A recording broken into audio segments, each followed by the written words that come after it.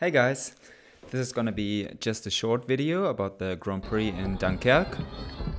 I got out of the water in 22nd position with about 20 seconds of deficit to the leader. I'm still not quite happy about my swimming, that suffered a little bit during my time in New Zealand. But I feel that I'm improving again because I can now train my own stuff. I'm doing my own training plans in the swim. And I'm really fast on the first few meters, like up to the first 100 meter. I'm always in the lead or with the leaders. But then after that I'm struggling a little bit, and again in Dunkerque I just maybe lost 2 meters to the first buoy, and then just got stuck in all the trouble around the buoy, got smashed and probably lost around 10 seconds already there. And then you're just gone. You will not be able to catch up to the leaders unless you're way better than the best swimmers. So here I'm trying to catch up to the 2 guys in front of me, and we were also able to catch a few other guys, and there was 4 guys in the front, including one of our team, Leo Berger, and also the race favorite, Vincent Louis, and 2 other guys, the best swimmers. And then there was a chase pack forming, which was about 11, 12 athletes. And we were basically right behind those athletes, and we were the first guys not to make it into that small chase pack. And our main field, I would call it a main field, or at least it grew to a main field during the bike leg. At the beginning we were only about 4 to 10. But after 2 laps, the majority, let's not say the majority, but a few other guys caught up with us. So here in the beginning, we were trying to chase down as many athletes as possible. And as you can see here on the right, there's already one guy lying on the floor. It was really windy. And at this point on the course, the wind was perpendicular to the direction of movement, so you were pretty much pushed out of the corner in that corner, and yeah, that athlete sadly didn't catch the corner. So we're now coming to a point of the course where you could see the front pack and the chase pack coming in the opposite direction.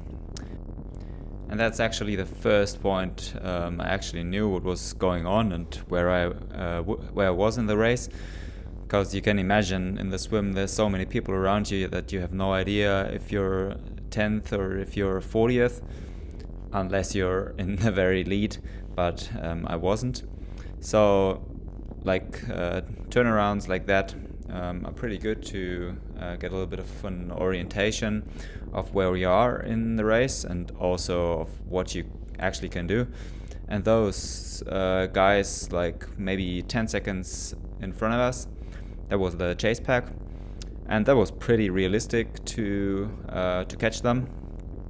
But as I said, sadly, the distance pretty much stayed the same over the course. It grew a little bit there in the beginning, but then there were more guys catching up to our group, and also some guys being motivated to do some work.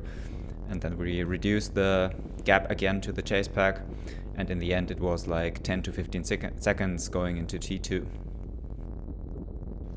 So from the point when our group grew up to about 20 people, I would say, the race wasn't too spectacular, I'd say. It was still quite technical, the course. There's a lot of corners and also some cobbles and sections of bad road pavement. But overall it wasn't too hard to get through. I still had an average power of over 300 watts, which is quite cool being in a group, and I definitely wasn't the most active guy. But I think we didn't need that because we had one guy of our team in the front 4 and also one guy in the chase group of 10. So I just stayed out of trouble, but I never declined a lead when I was in the front, and always pulled the turn if I got to the front. Yeah, you always had to be careful about the wind. We're here again at the section where there's a heavy crosswind. As you can see, everybody is lining up to the left because the wind is coming from the right. And then taking the corners is always a little more difficult if you have a heavy wind. And also now going into the wind, it's just way easier to be in the draft than if there would be no wind. But of course, way harder for the guy in the front. So yeah, as there's nothing special going on, I'll just complete the first lap. And yeah, my run was pretty solid after the bike. In the beginning, I was running at the heels of Rostislav Pevtsov, one of the best runners. And yeah, sadly, there was also a lot of turns on the run. And even though I was able to stick to him when it was straight, during some of the turns I actually lost him because there were 2 or 3 other guys running in front of me and we were overtaking them.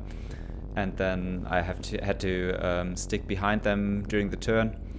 And yeah, after the turn there was like a 5-meter gap.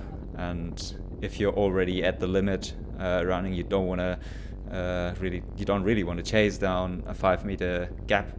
So yeah, I settled, but unluckily I was kind of in between groups then, and there was also a lot of wind. And so yeah, I was kind of in nowhere's land, I would say, but still managed to keep up a pretty good pace, I would say, especially because I was smashing pretty hard in training, also during the week leading into the race. And in the end, I think I lost about half a minute to the best runners, which is really good, and I'm pretty happy with that, especially, as I said, because of the training week. And it's definitely something to build on for the next races. There's going to be an important race in Tijuana in 3 weeks of time, and that's going to be a really important World Cup for me. So thanks for watching, guys. I hope you enjoyed the 1 lap around Dunkerque. And if you haven't done already, just subscribe to my channel, and then you will always be notified first if there's another video for you to watch. See you next time, guys.